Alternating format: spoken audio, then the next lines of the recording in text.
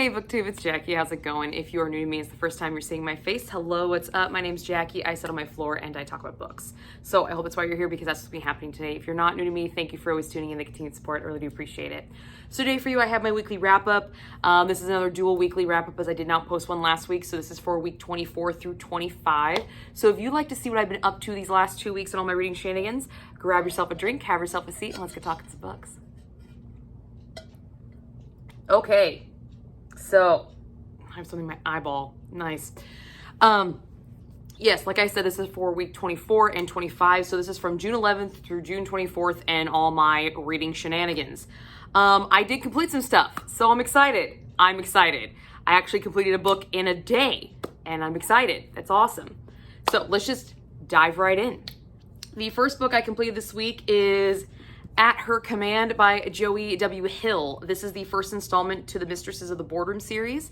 I picked this up because this was a viewer recommendation from my TBR jar. So this will be getting a full book review. So I'm not going to go as in-depth into it as I'm going to with that review. And that will be going up this week. So please keep your eyes peeled for that. But a little bit about this book. It is a workplace romance. And we have a bodyguard, security officer romance. Female dom, sex club, BDSM practices, which include a lot of shit. Lots of it. Holy crap. This thing packs a freaking punch. We not only have pegging, we have C&B confinement, which is cock and ball confinement and torture, whipping, sex club, masking, restraining, sensory deprivation, sharing, and collaring and body scarification with branding. Yeah. This one packs a fucking punch. Holy shit. We also do have some triggers for alcoholism and domestic abuse off page, and this is told with an idea of a concept of total submission. So lots of stuff, lots of stuff. Quick summary, we have Rosalinda, who is a dominant and a very powerful woman in her marketing firm, as well as she's very dominant in the bedroom. She is a female dom. And then we have Lawrence, who is a former Navy SEAL, and he has this deep embedded need to serve, whether it is out in the field or in the bedroom. That's just his thing. And Rosalinda gets into some trouble with some gang activity. She prevents a gang lord from basically beating the shit out of his pregnant girlfriend, and he basically puts a vendetta out on her. So to protect her, they hire Lawrence as her security detail.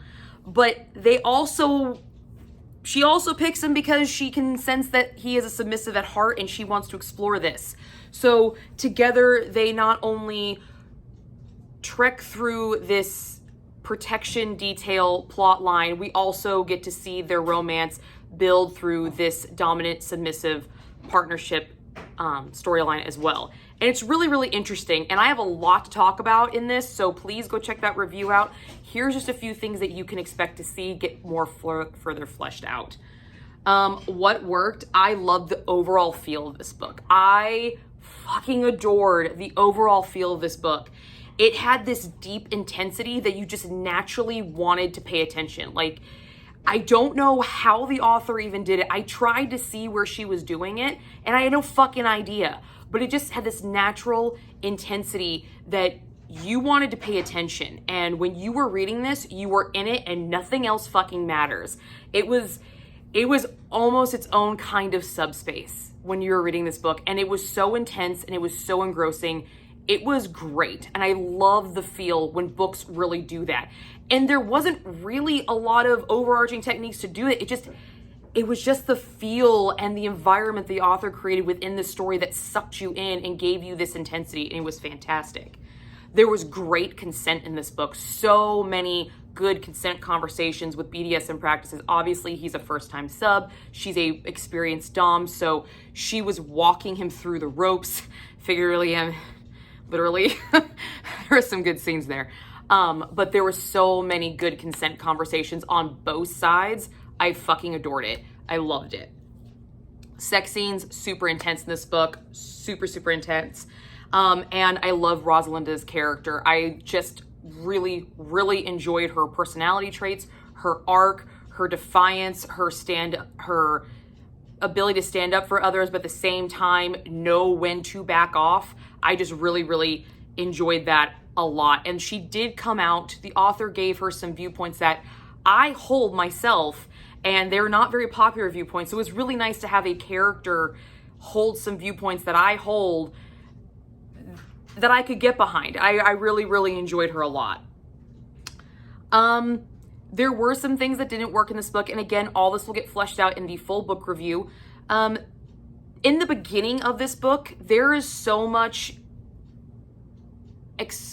explanations of the BDSM techniques that sometimes, and with this intensity that the author has given to this book, it almost makes you feel like you're reading a textbook on how to have a BDSM relationship.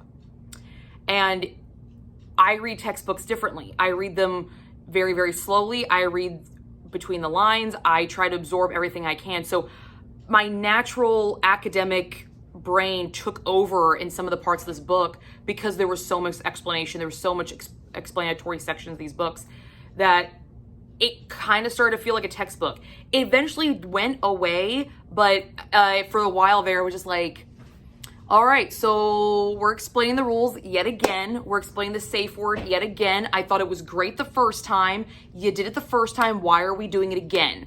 There was a purpose for it, and she conveys that in the book, but to the reader, it just felt like a textbook reiterating, this is an important piece of information. You need to remember this.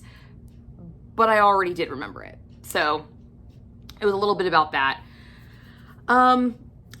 The original plot line of the security detail, there were times where it started to get lost in this book, and I didn't feel that helped the book very much, but this book is very, very sex heavy. This is a smut book, straight up. This is this right here. Yes, without a doubt. So if you took the plot out, you'd still have a lot of really great sex scenes. But the original plot of the security detail, that's the plot that kind of went away. This submissive, dominant relationship plot, that stayed strong through the entirety of the book and consistent. So it was the plot lines, some of the plot lines were just getting lost a little bit. Again, there is some other stuff, but I will go into that in the full book review, so do make sure you check that out, and when it is up, I will come back and link it up here in the corner for you guys.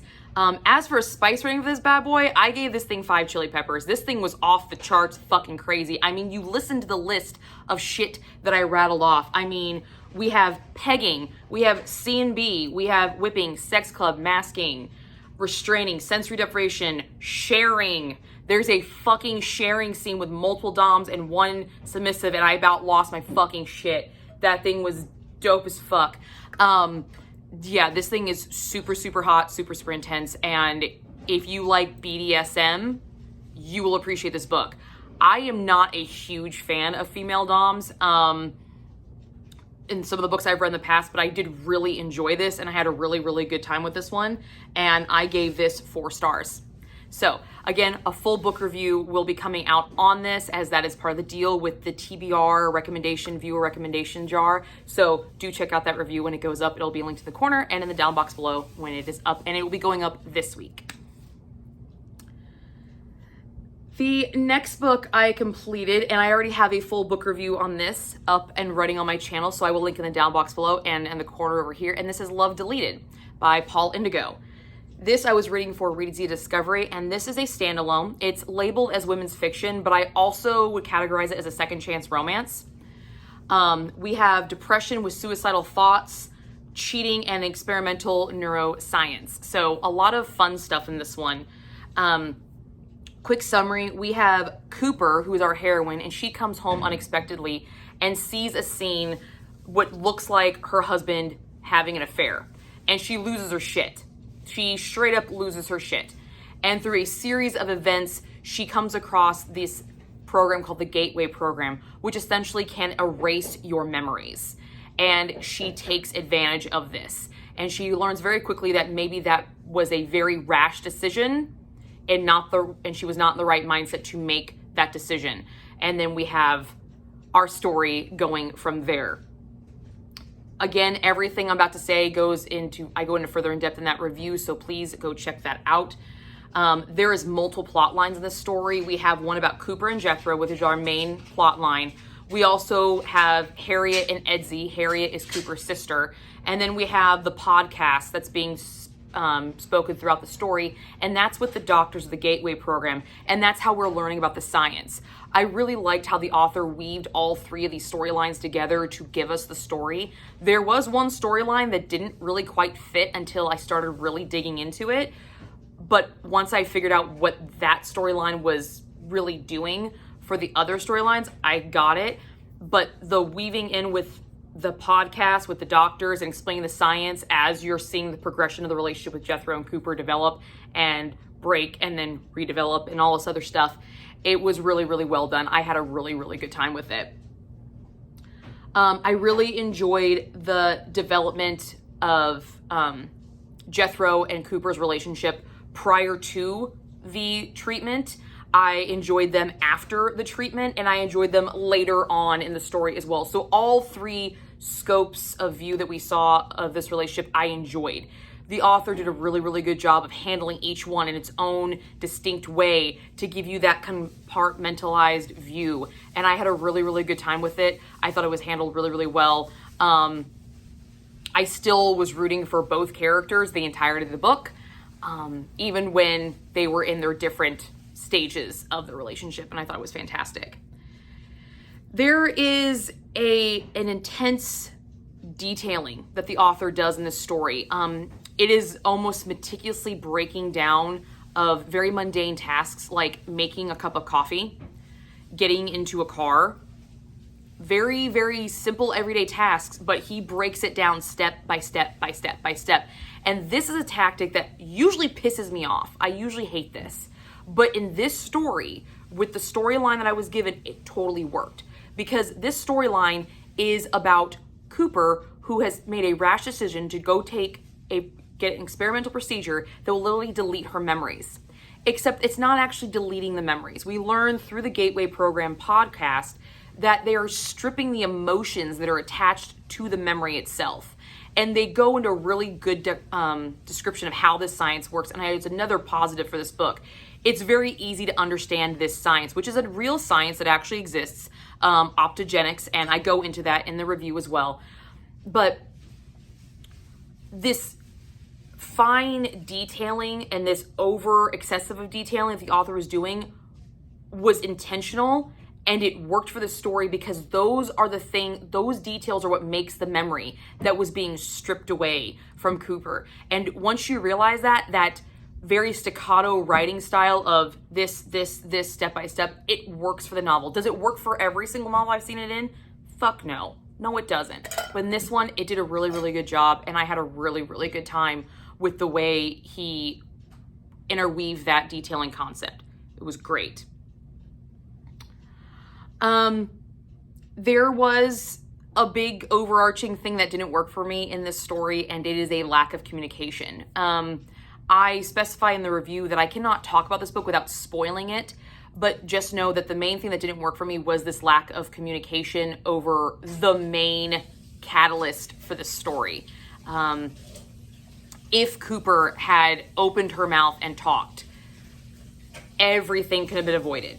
And that is an overarching theme for that entire story. Every single character has some form of lack of communication. And you're seeing the way they're paralleling each other. But Cooper's was more than just lack of communication. It was a lack of trust on top of lack of communication. And those two combined with a 20-year marriage and not giving your husband the benefit of the doubt to at least explain what the fuck you thought you saw, a lot of heartbreak, a lot of pain could have been avoided on both sides. Unnecessary pain, unnecessary heartbreak could have been avoided. So that was a big thing for me in this book. I don't enjoy when it's something so, I don't want to say minor, because communication it's hard. It's a hard concept for people to do, especially if you've never had to really do it. But at the same time, it is literally a building block of a relationship. If you don't have communication, how can you have a relationship? So the lack of her communicating what she was feeling and what she saw before making this decision, it kind of lacked it. When I see it in movies, when there's an easy fix and all it is literally opening your mouth and talking, why not do it? Why not exhaust all options before you make this end-all kind of decision that is irreversible? Which was another thing that this author did that blew me out of the fucking water, because there's a twist in this story that comes out of fucking nowhere. And the twist is layered with another twist that you're just like, how are you gonna fucking fix this? I'm halfway through the book and you've literally taken the story, flipped it on its head, and then told me you can't reverse it. How the fuck is you as an author gonna fix this? Well, he fucking does. He does. He does a fantastic job with it. I really, really enjoyed this. Had a great time with it. Spice rating, I just gave it a steam puff. There's really no steamy scenes. We get a mention of some steamy scenes going on and a few kisses here and there, but nothing really, nothing like this. Nothing like this at all. No, none of that. So, yeah. But I had a really good time with that one. I gave it 4 stars. And again, there is a full book review for it. It'll be linked in the down box below and in the corner here because it is already out. The last book I completed this week was Abbi Glines' Losing the Field. And I just recently completed this. This is the 4th installment to the Field Party series. It's small town, high school romance. We do feature some triggers for fat shaming and sexual assault towards a minor. We do feature drug use and vehicular manslaughter and driving under the influence. So some heavy hitting triggers, which is something that Abbi Glines does. She does it really fucking well. She handles really seriously heavy, dark topics in a very light way that doesn't make them, they're really dark because you have common sense. You know they're dark. You know they're serious. But the way she writes them, you're not focusing on the negative as much as you're trying to look on the bright side. And she has this really unique, refreshing spin on it. And I really enjoyed that in the series. And it's been a constant throughout the entire series so far. And I've really, really enjoyed it. But this installment right here, we follow Tallulah and Nash. Tallulah was an overweight wallflower who isn't noticed much. And Nash was a up-and-coming, rising, starring football player. At least that's how they were at the end of junior year. And even though Nash never made any attempt to actually talk to Tallulah, if he saw her being bullied, he always stood up for her. So in Tallulah's mind, he was kind of like a knight in shining armor. Although he never had any really other conversations with her except maybe in passing, hi, how you doing? How was your summer? Move the fuck on. But anybody that made fun of her, he stood up for her because he had a thing about bullying, which I loved. I love that character trait of him. However, the last day of junior year comes, and as Tallulah's leaving the school, she runs into Nash, who is with his cousin Riker. And Nash stops and has a conversation, say, well, have a good summer. Have a good summer. I hope everything goes well. Have a good one. And as Tallulah is leaving, Riker makes an off-the-hand comment about her weight, saying, well, she probably shouldn't be wearing a swimsuit. And Riker laughs, and Tallulah hears it, and it crushes her. Her knight in shining armor, who has stood up for her since elementary school, to teachers, to faculty, to other students making fun of her about her weight, her reading, anything in general. She's also extremely brilliant and smart, and making fun of her about her grades. He's always stood up for her, is now laughing at her about her weight. And her ideal, her dream of him has been shattered. And instead of going home and wallowing with ice cream and sweets and feeling sorry for herself, she takes this and internalizes it and uses it. And it is her fuel and her fire throughout the summer to basically take her life back and say, fuck you. Fuck you. I'm going to walk into senior year and I'm going to own this fucking year. And you're going to see me do it. People are going to see me do it. And she does. Summer passes. Tallulah comes back. She is svelte, gorgeous, blonde hair, blue eyes, gorgeous smile, cute little figure. She looks fantastic. And everybody thinks she's a new girl, not realizing it's the same girl they've been in school with for years. Nash also comes back, except Nash had a big change as well. Nash was in an accident that completely destroyed his football career entirely, and now he walks with a limp. So this big, cocky football star is now not the same guy anymore. the roles have almost been reversed. And that's where our story really sets off. Except these two, who are now in worlds that they have no idea how to handle each other, how to handle themselves, have to figure out what to do, and what is about to come down their road, they are not prepared for. If they were in their original worlds, they could easily handle. But because their roles have reversed, they have no idea what they're doing. And that's where our story really, really kicks off. And it was a good one. I had a good time with this one. What worked? The initial get-together of Nash and Tallulah. I loved when Nash realized why Tallulah did what she did. Because he still continued to talk to her. He still was civil with her, but she had a chip on her shoulder now when she talked to him. And it bothered him. And he didn't really quite understand what was going on until one night at a field party, he made a comment and it finally came out and they said, you laughed at her. And it dawns on him that that is the moment that her chip started to develop. And that is why she said what she said earlier, that you're the reason I am the way I am right now. And he didn't understand it. And I love the fact that his immediate reaction was wanting to apologize to her. That was his immediate thought. I need to get to her and apologize. And I love that. I loved that quality of him. Do I feel like he needed to go through the accident to have that same quality? No, but I love the fact that that quality was there. I had a great time with that.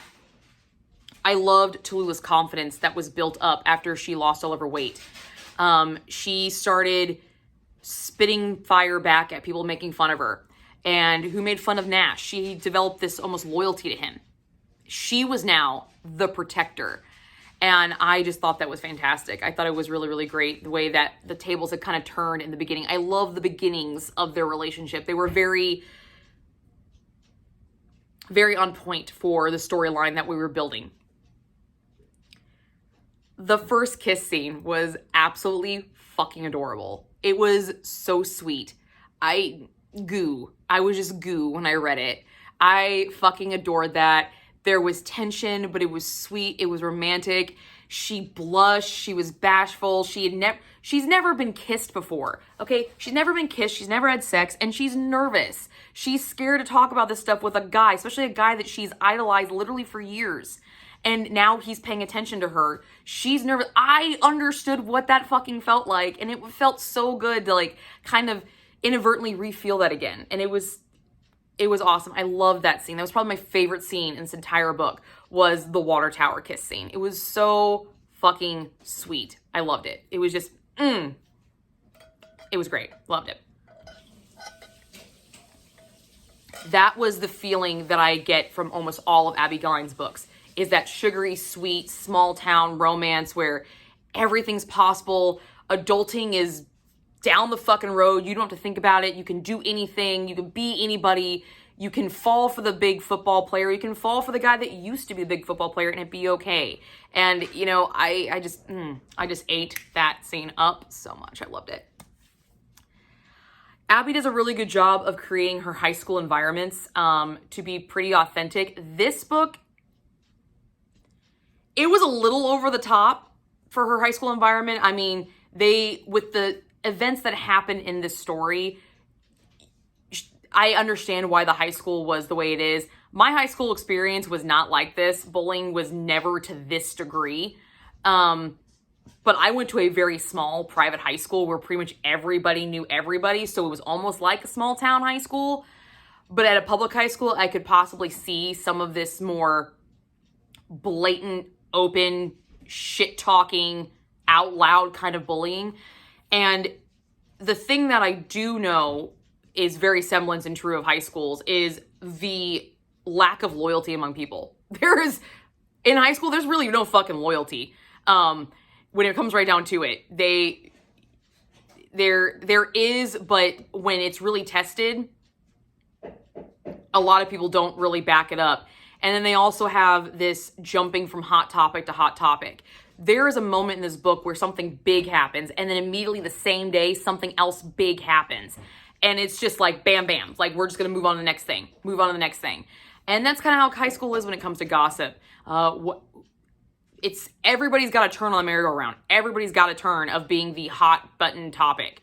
especially in small town romances. And this is no different, but the microcosm of high school that she created, it was pretty intense. I would have not wanted to go to this high school at all. Like, the bullying at this high school sucked. Straight up.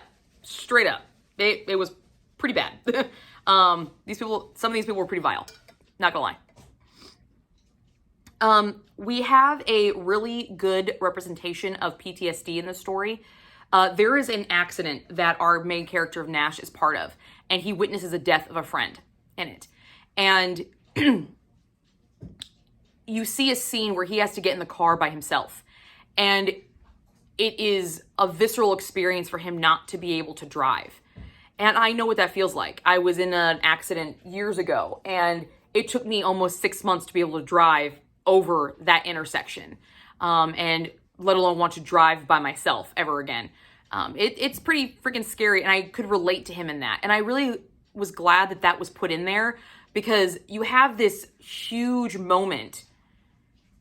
I loved how Abbi carried the moment further on.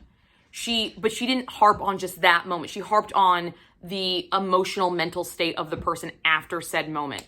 And I thought that was great. I thought it really helped with what was going on with the story. It didn't take away from the big plot line at this point. It definitely helped explain kind of the way he was acting, because the way he was acting was kind of being a douchebag, but you kind of understood what was going on because of what he had just gone through. As well as you also see it in the beginning of the story with him having to face what he used to be and now he's not anymore, and trying to really figure out how I'm supposed to handle this. We see it with Tallulah, but it's more in a positive light with Tallulah. She was the unnoticed girl. She was the overweight one. No one paid attention to her. And now she's thrusted in the spotlight and people are paying attention to her. And she's not enjoying all of the attention, but she is enjoying some of it. Nash was the spotlight. He was the guy. He was the big man on campus. And now he's the man with the limp. The one that used to be. And being brought up pegs is one thing, but being dropped down and not knowing how to fucking handle that because you've never been in that situation, I really liked the way she handled that with Nash's character. I really, really enjoyed that representation. We do have sexual assault against a minor, and I like the fact that there was justice for it. You don't really get to see the actual justice, but it's implied that there is justice, and I really enjoyed the fact that we got to at least get that implication that it wasn't just put in there and then just like dropped. We got to see the full circle moment. I enjoy those because I think they're important. And so I was really glad that Abbi Glines put that in her book. However, there were things that didn't work in this book. Pam and Blakely, they are two supporting characters. They're kind of bullies, and they really need to get their asses handed to them in a fast way, and they didn't. They didn't really get it the way I felt. I felt they deserved a worse comeuppance for what they did and how they treated people, because they were continuously horrible to multiple people in the story. Both of our main characters had instances with both of these, and they were vile, repulsive bitches. They were straight up mean girls, and they really didn't get their comeuppance, and I really wish they had. I kind of would have liked to see a scene where they got their ass handed to them on a silver fucking platter and said, have a nice fucking day. Have the day you fucking deserve. You know, kind of one of those things. And they didn't get it, and I kind of wish they would. This book is only like 317 to 320 pages. So we couldn't get a lot of time frame with the couple of Tallulah and Nash, but the speed of their love and sexual relationship, that was really fucking fast for somebody who's never been kissed, never been noticed before, is finally getting attention paid to her. She was ready to go. She was ready to go. I did like that there was a little bit of internal debate when they got kind of to the physical stuff. We don't have actual sex in this book. We just have a couple of makeout sessions, heavier, and we do have some topless action as well. But I like the fact that when Nash was going to move it along, he paused, talked to her, great consent in those conversations, but it was first kiss and then like the next date, we're doing this. I was just like, wow. Okay, well, some people move fast. That's cool. If that's your thing, that's your thing. But this girl literally had no experience with guys what the fucksoever. None. Zero, except, you know, her books. And some of the books that she was reading, classic YA romances. You know, we have Twilight, we have Hunger Games, we have, and these are mentioned in the book, the City of Bones saga.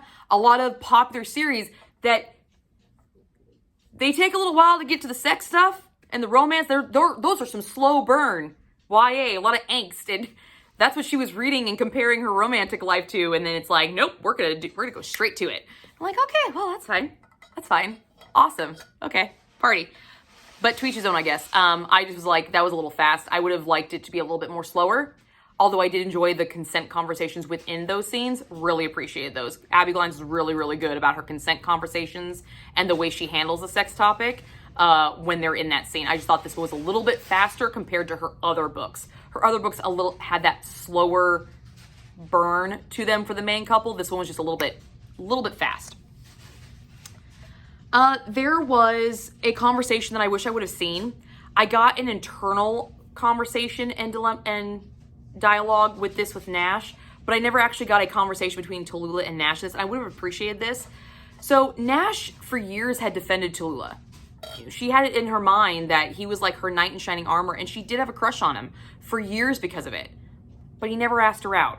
He never made a point to go after her. He just kind of protected her, almost like a little sister sort of thing. But when she comes back and she's all fucking hot and sexy now he's going to be physically attracted to her. And in his inner monologues, he acknowledges that he feels guilty about this. He feels guilty that he's always liked her smile. He's always liked her company. He's always liked talking to her. But now he's attracted to her. And he feels like a dick because before, it shouldn't be just physical attraction. That shouldn't be what's important. But now it's okay. And he has that inner monologue, guilty inner monologue, but he never actually has that conversation with Tallulah. He kind of apologizes for it in a really weird way. And she's just kind of like, oh, well, it's water under the bridge, you know, whatever. And I'm like, no, this was your chance to say, yeah, you should be fucking sorry. I've been the same fucking girl. And now because I'm pretty and I'm getting attention, that's when you want to start paying attention to me? No. And the Tallulah that we were seeing starting to form, I thought was going to do that, but we never got that. She reverted back to this immediate forgiveness of him, which she carries over when all the shit fucking goes down. It is kind of like an immediate forgiveness. She has the one time where she's like, no, I don't want to talk to you. No, thanks. I don't want to talk. But she still forgives him really fucking easy. I mean, he blatantly did not believe her in a very serious instance in this book. And she just up and forgives him. The fuck? What? Oh, okay. But, you know, that's high school. That's high school romances. Tallulah in this book is 17. Okay? I didn't get my first boyfriend until I was 17 years old. So I kind of understand the mindset of maybe I don't want to wait that long again for someone to pay attention to me. So I'm going to forgive him. And was it really like the battle of, was it really that bad? I should forgive him. In this instance, she was really that fucking bad. She should have had more of a conversation. I just personally think she should have more conversation. But I do get where she was coming from. I just wish I would have seen it because I've seen it in other books. I've seen Abbi give her characters these conversations and still give them a voice of a high schooler, of a 17-year-old. So maybe this was just seeing the other side of the 17-year-old, the one that didn't really know what to say, and she didn't want to go back to being the unnoticed girl, although she was kind of down that path. Spice rating, I gave this a steam puff, not super spicy. We got the very, very cute romantic first kiss. I thought it was adorable. Like I said, this is probably my standout scene of this book. I thought it was super, super adorable. Very, very cute. Loved it. Again, we got some topless action, which was kind of a funny scene because Nash is like, get the fuck out when his friend walks in, but he's very protective of her. He hides her and everything. And I thought that was really, really kind of cool. All in all, I had a great time with this book. I only gave this one 3.5 stars because it just didn't have that same punch as the other ones did. but this one does handle a lot of severe topics that are just kind of out there and all over the place. So yeah, I thought Abbi Glines still did a really good job, and I'm looking forward to completing this series. I think I have 3 more left in this series, but still going strong. And all the other books gave me this going back home feeling of, you know, going to the football games and cheering on the games. I got that, but not as strong. This one, I got more of reminding me of what relationships like were in high school. And since I didn't start dating until I was 17, my senior year in high school, like Tallulah, I could relate to Tallulah a lot, but she just didn't handle the things the same way I did. So I was just like, you should have done that differently. And I'm not speaking that from a 36-year-old woman's perspective. I'm speaking that that's how I handled it when I was 17 and this shit happened to me. So I know a 17-year-old can have that kind of mindset, and I kind of wish she would have, because she was smart, she was brilliant, and I really wish she would have. But all in all, I had a great time, and this week I felt really good about myself. I finished some books. I'm excited. Yay. Hopefully I'm almost out of this slump, hopefully. But you will be seeing quite a few videos coming up from me this week. I've got a review coming up of At Her Command, so keep your eyes peeled for that. I also have a book haul coming up, because I did use my birthday gift money to get some books, and so I want to show you what I picked up, as well as I have been tagged in the mid-year freak out tag, so you'll be seeing that soon as well too. I just have to get all my answers for it. And I've got some other stuff coming down the pike.